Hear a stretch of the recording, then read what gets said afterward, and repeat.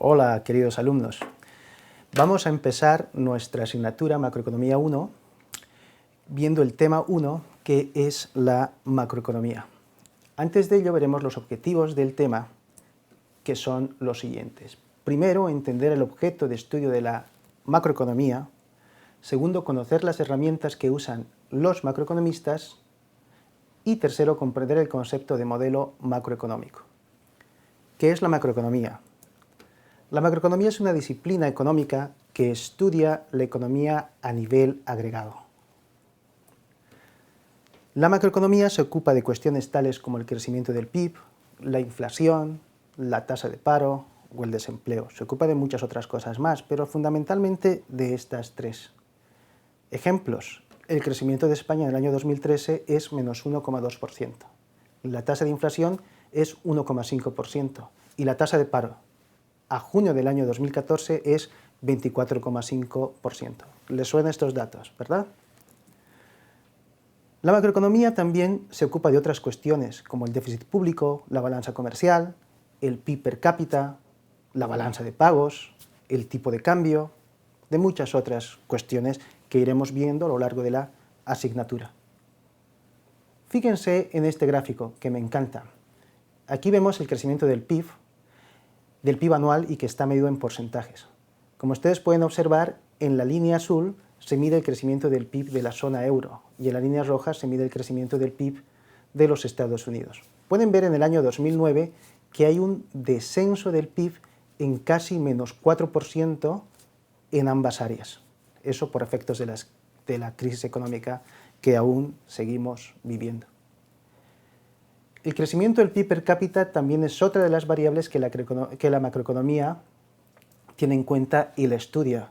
En este gráfico se puede ver el PIB per cápita desde el año 1900 hasta el año 2010 de la economía norteamericana, de Estados Unidos. También podemos ver la tasa de inflación, lo mismo. Esta tasa de inflación es la de Estados Unidos.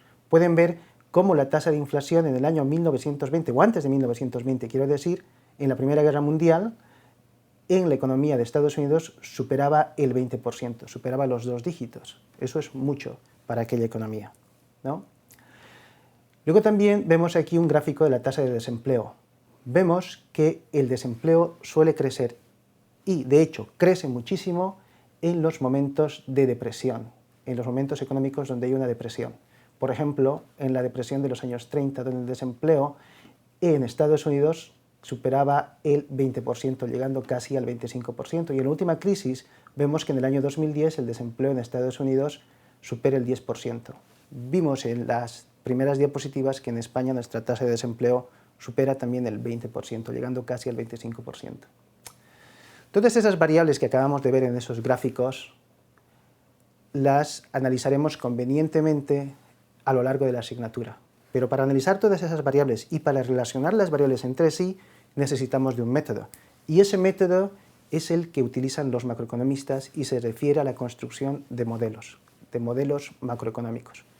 Un modelo es una simplificación de la realidad económica. Por ejemplo, para tener una idea de cuáles son los detalles de una casa, nosotros tenemos un plano o una maqueta.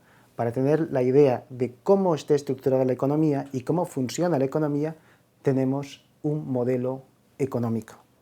Los modelos económicos suelen tener las siguientes partes. La primera parte son los supuestos, la segunda, las variables, y la tercera, las relaciones entre las variables. Los supuestos son aquellos que delimitan y simplifican el modelo, para que este modelo sea más entendible y sea más simple de comprender. Los supuestos lo que hacen es quitar los detalles que no sirven para el análisis económico y mantener aquellos elementos que sí son importantes. Luego tenemos las variables. Las variables se dividen en dos: variables exógenas y variables endógenas. Las exógenas son aquellas que vienen de fuera del modelo y las endógenas son el resultado de la aplicación del modelo. Y el modelo está entre las variables exógenas y endógenas. Y las relaciones entre las variables normalmente se presentan en relaciones matemáticas y lo que hacen es vincular las variables exógenas con las variables endógenas. Vamos a ver un ejemplo de un modelo. Vamos a suponer que tenemos un modelo del mercado de pizzas. Tomemos el mercado de pizzas como un ejemplo. Veamos. Vamos a definir este supuesto en el mercado de pizzas. Se produce un solo tipo de pizzas, redondas y no divisibles. No pueden ser cuadradas, son redondas y no divisibles.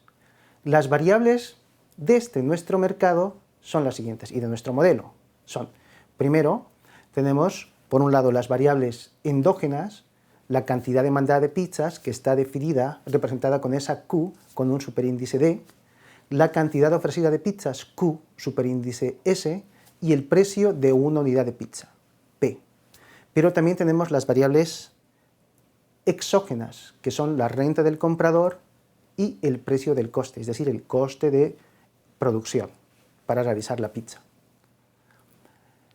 El tercer punto, como dijimos anteriormente, es la relación entre las variables. Y aquí se relaciona las variables endógenas con las exógenas. Como ustedes pueden ver, en las dos primeras ecuaciones, en la primera y en la segunda, tenemos la cantidad demandada de pizzas, variable endógena, que depende a su vez de otras variables, entre las cuales pueden estar exógenas y endógenas. La cantidad demandada de pizzas depende del precio de la pizza, variable endógena, pero también depende de la renta del consumidor, que es una variable exógena. En la ecuación 2 vemos la cantidad ofrecida de pizzas, Q super S, que depende o es una función del precio de la pizza endógena y del precio del queso, que es el coste de producción, que es una variable exógena. Siempre en los modelos económicos y macroeconómicos, hay una ecuación de cierre o una ecuación de identidad, que sería la ecuación 3, que nos dice que la cantidad ofrecida es igual a la cantidad demandada, ¿no?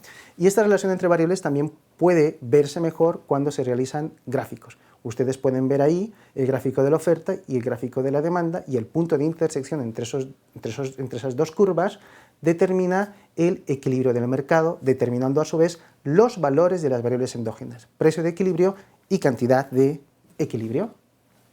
Tienen ahí la cantidad de equilibrio del mercado de pizzas y el precio de equilibrio del mercado de pizzas. Pero, ¿por qué es importante ver el equilibrio? El equilibrio es importante porque tenemos que tener en cuenta que los equilibrios en economía no son estáticos, se mueven. Y esos equilibrios se van a mover siempre y cuando hayan cambios en las variables exógenas. Fíjense, tenemos en el punto A el equilibrio del mercado de pizzas, donde tenemos un precio de equilibrio y una cantidad de equilibrio. Vamos a suponer que hay un cambio de una variable exógena de demanda. En este caso, aumenta la renta del consumidor. Ese aumento de la renta del consumidor, como ustedes pueden ver ahí, provocará que la curva de demanda se desplace hacia la derecha, lo cual a su vez cambiará el equilibrio del mercado de pizzas del punto A al punto B, provocando que aumenten los precios de las pizzas y que aumente la cantidad de mercado, la cantidad de pizzas en el mercado, ¿no? Por lo tanto, un cambio en una variable exógena y provoca cambios en las variables endógenas. Veamos un ejemplo más, pero esta vez cuando ocurre un cambio en la variable exógena, una variable exógena de oferta. Vamos a suponer que aumenta el coste de producir pizzas a través del aumento del precio del queso. Eso va a tener un efecto sobre la curva de oferta de las pizzas, desplazando esta hacia la izquierda. Nuevamente, el cambio del equilibrio del mercado de pizzas es de A a B, lo que provoca a su vez un aumento del precio de la pizza y una disminución de la cantidad de pizzas en el mercado. Nuevamente, un cambio en una variable exógena provoca cambios en variables endógenas. No olviden este punto, cambios en variables exógenas provocan cambios en variables endógenas. Finalmente, para terminar este primer tema, un concepto que es importante para los siguientes temas, que es el de precios flexibles y precios rígidos. Los precios flexibles se dan cuando los precios se ajustan de forma inmediata, rápida, instantánea ante cambios de oferta o de demanda. Y los precios son rígidos cuando ese ajuste de los precios para que la oferta y la demanda vuelvan a su equilibrio es de manera lenta. El supuesto de precios flexibles evidentemente no suele darse porque los precios tardan un tiempo en ajustarse, lo cual nos dice que el supuesto de precios flexibles normalmente se da en el largo plazo. Estos dos elementos, precios flexibles y precios rígidos, son importantes para entender los conceptos de corto plazo y de largo plazo que ya veremos en los siguientes temas. Bueno, hemos terminado el tema y muchas gracias por su atención. Nos vemos en el próximo tema. Gracias.